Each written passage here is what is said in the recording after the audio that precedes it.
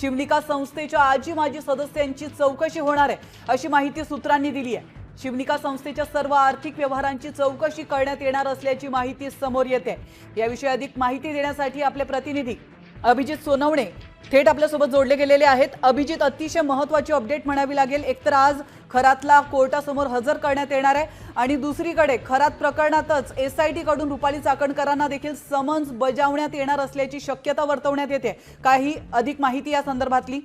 प्राची, जी माहिती समोर येते सूत्रांच्या हवाल्याने त्यानुसार रुपाली चाकणकर यांना देखील समन्स बजावण्यात येणार असल्याची माहिती समोर येते। कारण रुपाली चाकणकर या देखील अशोक खरात याच्या शिवनिका संस्थांवर ट्रस्टी म्हणून होत्या आणि शिवनिका संस्थांचे सर्व व्यवहार जे आहेत ते सध्या एसआयटीच्या रडारवर आहेत आणि त्यामुळेच आता जे ट्रस्टी या शिवनिका संस्थांवर आहेत त्या सर्व ट्रस्टींची चौकशी केली जाणार आहे। त्यामध्ये रुपाली चाकणकर यांचं देखील नाव असल्यामुळे रुपाली चाकणकर यांना देखील समन्स बजावण्यात आल्याची माहिती समोर येते आहे।